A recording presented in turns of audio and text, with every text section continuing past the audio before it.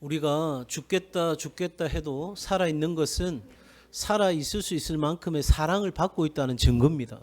네. 누가 나를 사랑해 주는지는 모르지만 누군가가 나를 사랑해 주기 때문에 그 사랑 먹고 오늘 우리는 이렇게 살아가고 있습니다. 이렇게 경제적으로 어려울 때면 여러 가지 사업 중에서 R 그러니까 리로 시작하는 사업들이 각광을 받는다고 그래요. 리사이클링, 리필링, 리모델링 이런 것들이 각광을 받는다는 것입니다. 뭐 요즘처럼 지금 고금리 이 시대는 뭐 리모델링조차도 어려운 때가 아닐까 그런 생각도 해봅니다. 우리 교회는 현재 리모델링 공사 중입니다. 똑같은 건물인데 리모델링 하고 나면 전혀 새로운 곳으로 바뀌죠. 제가 아침마다 출근하면 맨 먼저 이제 꼭대기부터 1층까지 곳곳에 이렇게 돌아다닙니다. 아마 일하시는 분들은 저 사람이 누굴까 하는 분도 계실 거고, 그래서 위에서 봤다가 또 저 안에서 성전 앞에서 봤다가 뒤에서 봤다가 혹시라도 스펀지 하나라도 빼먹는가 싶어가지고 제가 눈이 벌겋해가지고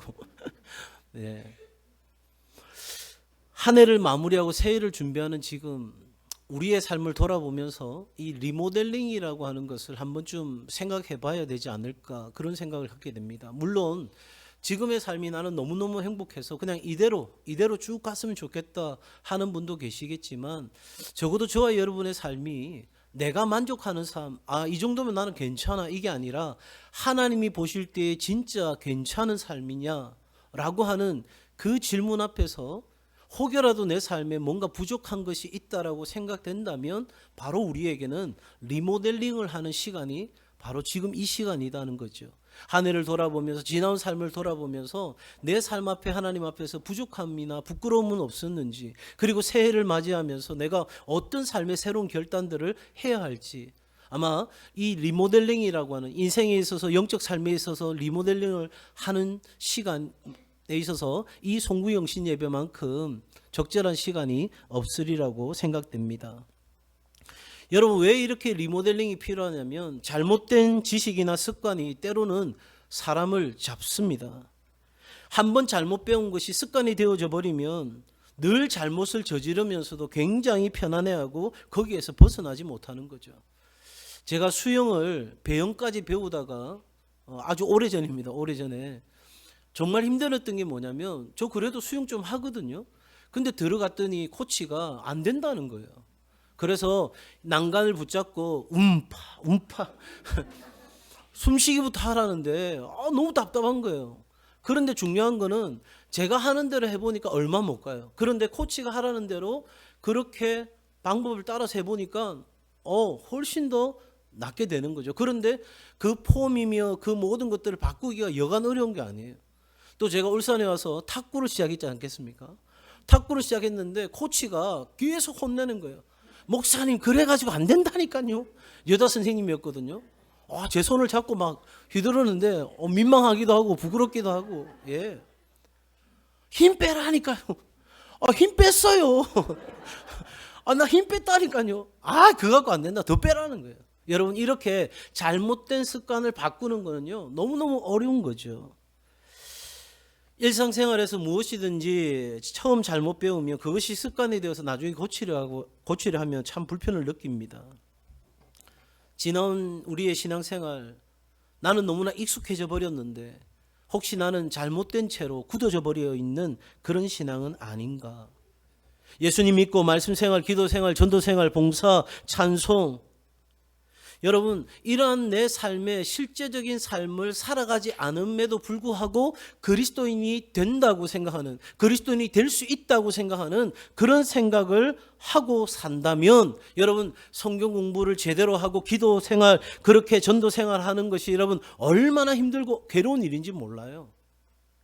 그냥 적당한 선에서 보네퍼가 말하는 것처럼 값비싼 은혜를 예수께서 값을 치르신 너무나도 값비싼 은혜를 값싼 은혜로 만들어버리고 그 값싼 은혜로도 얼마든지 그리스도인으로 살아갈 수 있다라고 생각하는 그런 잘못된 생각이 우리 속에 자리 잡고 있으면 여러분 우리의 믿음 생활은 너무너무 고역이 되는 거죠. 왜? 앞에서 기도합시다. 전도합시다. 우리가 함께 봉사합시다. 이 신년을 맞으면서 우리가 이러한 결단을 합시다. 할 때마다 꼭 그렇게 살아야 되나? 그런 생각이 우리 안에 들어오는데 사실은 여러분 우리는 그러한 일들보다 더 풍성하고 더 놀라운 일들을 감당해내야 될 삶의 자리가 저와 여러분의 믿음이고 삶인 것입니다.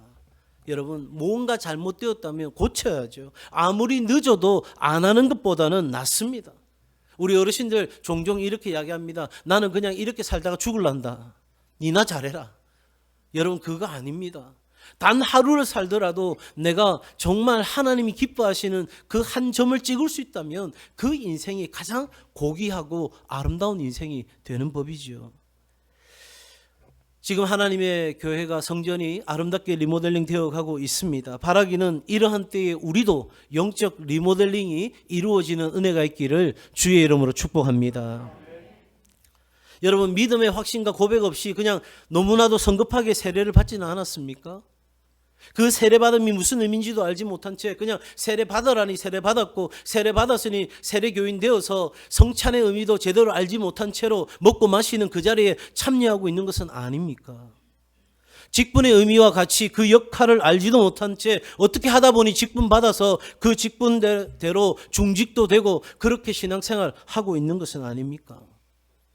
여러분 전쟁 중에 급하다고 군사훈련 한번 제대로 받아보지 못한 학도병이 전쟁터에 나가는 것 같은 그런 격으로 주의 일을 혹시 맡지는 않았습니까?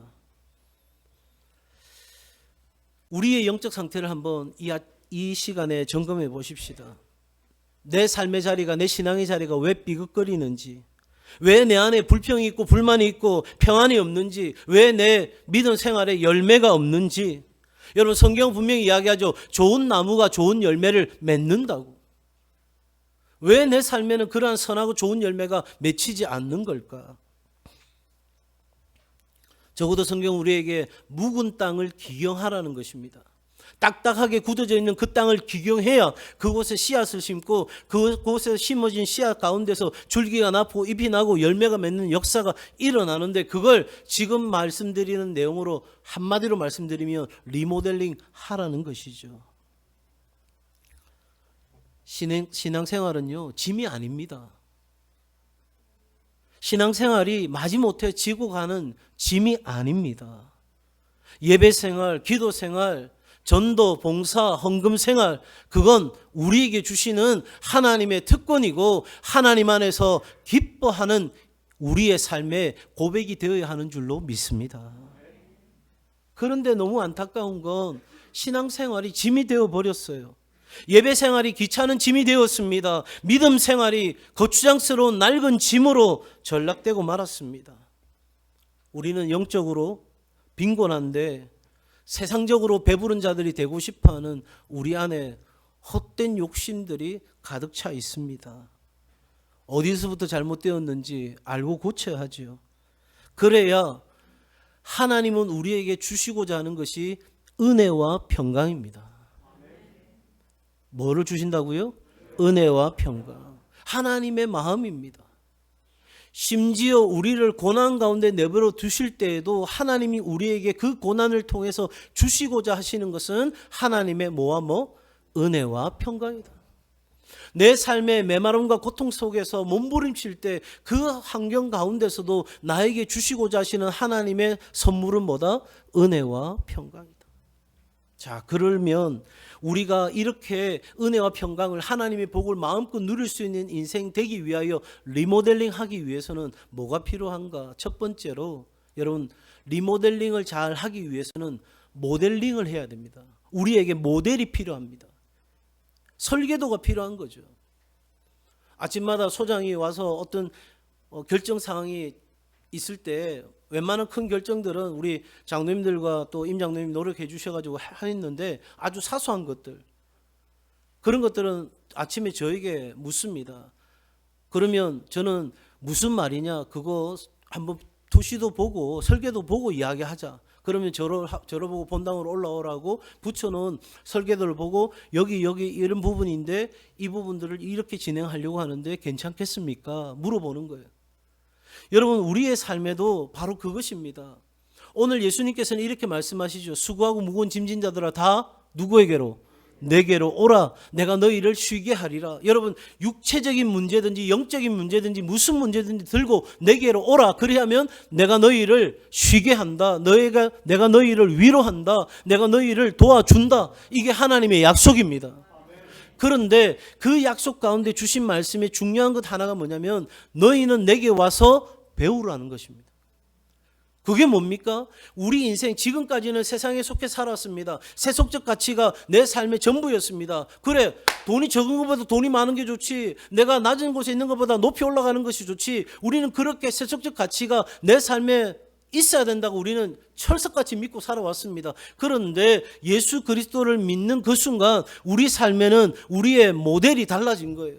세상에 훌륭한 사람, 세상에 출세한 사람, 세상에 돈 많이 가진 사람이 우리 인생의 모델이 아니라 누가 우리 인생의 모델이 돼요? 예수 그리스도께서 우리 인생의 모델이 되는 것입니다. 믿으시면 아멘. 여러분, 예수님을 모델로 삼지 않을 거면 여러분 번지수 잘못 찾아오셨어요. 진짜 번지수 잘못 찾아오셨어요. 여러분, 그리스도인이 된다는 거, 예수 믿는다는 거, 내가 교회 다닌다는 거, 내가 하나님 앞에 예배하고 기도하고 믿음 생활 한다는 것은 예수 그리스도에게서 배우겠다, 예수 그리스도를 따라가겠다, 예수 그리스도와 함께 하겠다, 그 삶의 결단이 있을 때에 이 자리가 의미 있는 거예요. 신앙은요, 액세서리가 아니에요. 그냥 한쪽 걸쳤다가 마음에 안 들면 던져버리고 다른 거 걸쳐보고 하는 그런 액세서리가 아니라 우리의 심장이에요. 우리의 생명이에요. 적어도 여러분, 예수님께서 우리에게 이야기하십니다. 여러분, 마사지 1시간 한다고 심이 올까요? 여러분, 노래 실컷 부른다고 해서 우리에게 정말 심이 올까요? 앞서도 말씀드린 것처럼 우리에게 심을 주시는 분은 예수 그리스도 오직 한 분인 줄로 믿습니다. 그러니 여러분, 우리는 인생의 모든 것에 대하여 예수님에게서 배워야 하는 것입니다. 예수 그리스도께서 살았던 삶의 목적, 예수 그리스도께서 살아셨던 삶의 방식, 예수 그리스도께서 모든 일들을 결정했던 그 시간들의 순간순간을 우리는 끊임없이 배우고 익히고 그래서 내 것으로 삼아내는 삶이 우리 가운데 있어야 우리는 오늘 이 시대를 살아낼 수 있는 진짜 그리스도인이 되는 거예요. 하나님은 그걸 원하시는 거예요. 그리고 그렇게 살아가도록 우리에게 요청하고 계시는 거예요. 여러분, 적당하게 세상과 버무려서 타협하고 살아가는 신앙이 아니라 여러분 정말 하나님 앞에서 결단하고 온전하게 믿음으로 나아가는 그 삶을 하나님은 우리에게 요구하고 계시다는 것입니다. 그러니 그 삶에는 뭐가 따라오는 거예요? 대가 지불이 따라오는 거예요. 내가 지금까지 살던 방식이 아닌 다른 방식으로 살아가고자 할 때 여러분 반드시 따라오는 게 대가 지불이에요.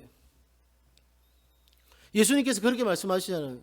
너희가 나를 따르려거든 배를 버리고 그물을 버리고 너희 가족을 떠나서 나를 쫓으라고 이야기하시잖아요. 여러분, 대가 지불 없이는 이 길을 따라갈 수가 없다니까요. 여러분 생각해 보세요. 우리가 이렇게 교회를 리모델링 하다가 멈추면 어떻게 되죠? 안 그래도 지금 엘리베이터 놓을 거라고 뜯어놓고 그렇게 천을 쭉 들이내렸더니 이웃 사람들이 물었대요. 동성교회 망했냐고.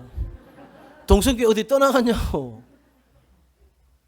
여러분, 만약에 그렇게 건물을 수리하다가 멈추면 어떻게 되죠? 이것만큼 우스운 일이 어디 있겠어요? 여러분, 적어도 우리의 영적 삶이 하나님 앞에서 나아가다가 멈춰버려가지고 그냥 그 자리에 그렇게 흉흉한 모습으로 있다면 여러분, 세상 사람들이 볼 때에 우리를 존귀하게 가치 있게 보는 게 아니라 너무나도 우리를 무시할 수밖에 없는 그런 인생의 보잘것없는 인생이 된다는 거예요. 예수 믿다가 어중간한 인생을 사는 건 세상 사람들이 쫓아가는 쾌락과 세상 사람들이 살아가는 욕심과 정욕에 사무쳐서 살아가는 것보다 더 어설프고 이상한 삶이 되는 거예요. 이것도 아니고 저것도 아닌. 사랑하는 여러분, 우리가 예수 그리스도를 따라가고 예수 그리스도께 배워야 될 이유는 거기에 우리가 꿈꾸는 삶이 있기 때문입니다. 여러분이 어떤 삶을 꿈꾸시든, 여러분 자녀가 좋은 대학 들어가기를 원하십니까? 속으로는 다 원하시는 거 아니에요?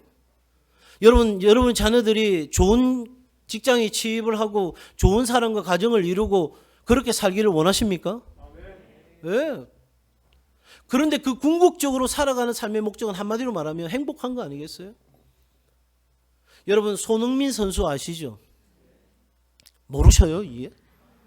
축구도 관심 없고 아무것도 관심 없고 오직 주의 말씀과 교양에만 관심 있는 우리 동성교회. 네. 여러분 그 손흥민 선수 아버지가 나와서 이렇게 이야기하는 거예요. 아버지가 볼 때 선수가 축구하다가 제대로 못하면 속상하시죠? 골 못 넣고 시합에서 지면 속상하시죠? 이렇게 물었을 때 아니요. 저는 우리 아들이 흥민이가 축구하면서 이기든 지든 이 축구하는 게 너무 행복했으면 좋겠어요. 야, 그 아버지 대단하시더라고요. 여러분 우리가 꿈꾸는 삶에 궁극적인 목표가 있잖아요. 그죠? 근데 그 길을 가기까지 예수님이 가시는 걸음과 방식 그리고 우리가 세속적인 가치를 따라가는 삶의 방식과 이 모든 것들은 같다 다르다. 같다 다르다. 다르잖아요. 여러분 세상은 5천 명이 먹을 것을 나 혼자 먹겠다고 설치는데 예수님은 내 것을 기꺼이 내어서 다른 사람을 먹이고 나누어 주는 일에 우리 보고 살아라고 말씀하시잖아요. 사랑하는 여러분, 적어도 우리가 예수님이 우리의 모델링이 되어서 오늘 우리의 삶을 리모델링 해가는 은혜가 있기를 주의 이름으로 축복합니다. 우리 동성애 가족들은 아마 이 말을 귀가 닳도록 들으실 거예요. 한번 따라 하실까요? 예수 그리스도 안에서 예수 그리스도와 함께 예수 그리스도를 위해 이게 우리의 삶인 거예요.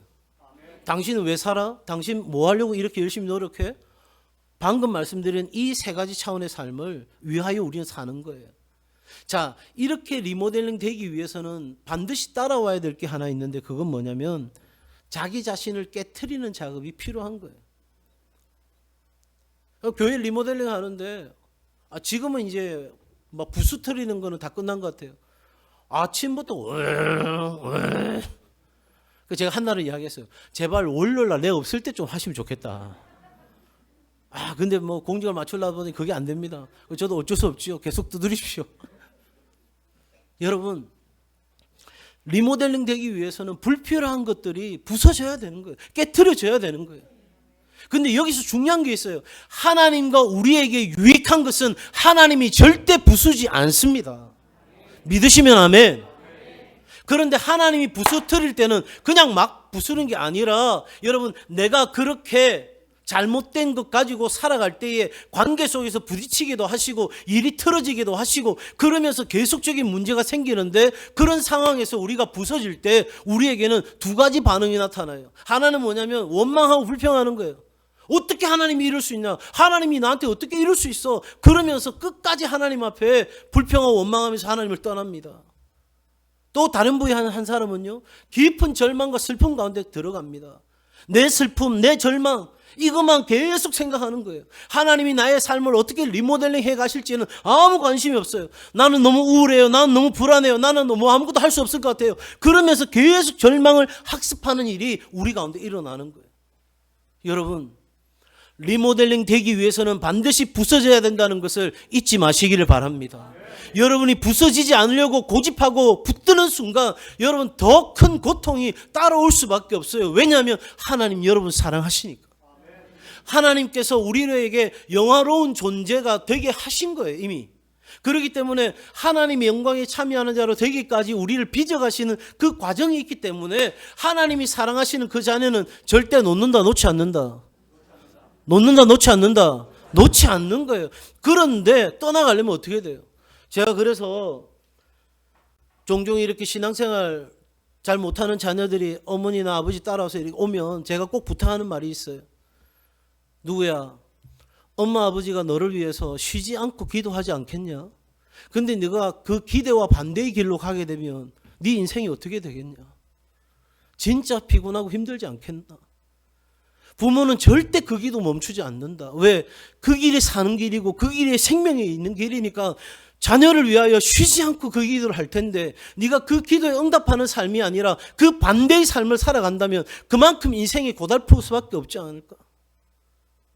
부탁하마 그 기도의 응답대로 살아갈 수 있도록 한번 생각과 삶의 방향을 다시 한번 돌이키는 것이 어떨까? 적어도 하나님은 우리에게 부수트리는 작업을 통해서 이 일을 하십니다. 그러니 여러분 아무리 어렵고 힘들어도 우리 안에 있는 육신의 정욕과 안목의 정욕과 이생의 자랑을 깨트려야 하는 것입니다. 철저하게 깨어지고 부서지는 시간이 바로 지금 오늘 여기서 시작되는 은혜가 있기를 주의 이름으로 축복합니다. 우리가 읽었던 로마서 13장 11절 14절의 말씀은 그 구체적인 내용들을 이야기하고 있습니다. 우리 안에 있는 어둠의 일, 적어도 하나님이 반드시 우리의 삶에서 부수트리시고 우리를 새롭게 하시기 위하여 깨트리는 죄악들이 그대로 나열되어 있습니다. 그런데 이거 아십니까 여러분? 오늘 이 말씀은 믿지 않는 사람들에게 준 것이 아니라 믿음을 가졌던 로마의 성도들에게, 그것도 신실한 믿음을 가졌던 성도들에게 주었던 말씀이에요. 적어도 이 자리 이 시간 나와 있는 여러분들 가운데는 정욕에 사로잡혀서 사는 사람들은 없으리라고 믿지만 그럼에도 불구하고 사도 바울이 이야기하고 있는 것처럼 우리의 삶이 예수님에게 본받는 삶이 아니라 예수 그리스도를 따라가는, 예수님을 추앙하는, 예수님과 함께하는 그 삶이 아니라 여전히 내 생각, 내 중심, 나의 만족, 내 습관, 내 바램, 내 기대 그렇게만 쫓아가는 삶이라고 한다면 오늘 우리는 이 말씀에 귀를 기울여야 하는 것입니다. 우리의 영이 잠자고 있는 것은 아닌지, 여러분 우리 성도들에게 담임 목사로서 간곡하게 부탁합니다. 사단은 우리에게 다 괜찮다 하는 거예요. 죄송하지만 다 괜찮은 게 아니에요. 정말 괜찮은 게 아니에요. 우리가 그냥 그렇게 살아도 괜찮은 게 아니에요. 하나님은 오늘 이 시대에 우리에게 말씀하시는 거예요. 믿음을 보겠느냐? 여러분 그 말씀은 그 시대 그 사람들에게 주었던, 제자들에게 주었던 말씀이 아니라 오늘 저와 여러분에게 주시는 하나님의 말씀입니다. 나를 깨트리고 나를 부수뜨리고 정말 주님으로부터 배우고 따라가는 그 삶을 향해 나를 리모델링 하기를 원하느냐, 하나님이 우리에게 물으신다는 거죠.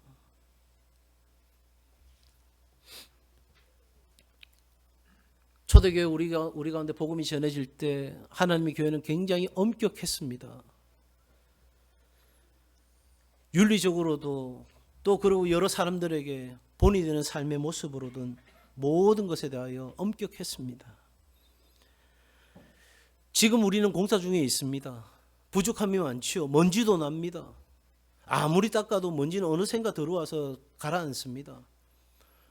오늘 이제 새해맞이 청소를 한번 하려고 싹 벌려놨더니 해도 끝이 없더라고요. 하다가 그냥 접자. 그래도 책꽂이 위치나 좀 바꿔볼까 해서 좀 바꾸기도 하고 정리도 해봤지만 여러분 우리는 이렇게 공사하는 중에 여러 어려움들이 있습니다. 그럼에도 불구하고 우리는 멈춰서는 안 됩니다. 사랑하는 여러분, 우리의 리모델링은 어디까지 가야 되냐면 우리의 모델링이 예수님이라고 했습니다. 그 리모델링 하기 위해서 자기를 부스트리는 작업이 있어야 된다고 했어요. 그렇게 리모델링 되고 난 뒤에 우리는 어디까지 가야 되냐면 내가 예수 그리스도를 모델링한 것처럼 다른 사람들이 나를 모델링 할 수 있을 때까지 우리의 삶은 리모델링 되어져야 하는 것입니다. 거기까지 가야 돼요. 그게 바로 영적 아비의 모습인 거예요. 그것이 영적 성숙의 모습입니다. 우리 동성애 가족들이 이제 올 한 해를 보내고 새해를 맞으면서 우리의 영적 삶이 완전히 리모델링 되는 그날을 꿈꾸면서 오늘 새로운 결단으로 나아가는 은혜가 있기를 주의 이름으로 축복합니다.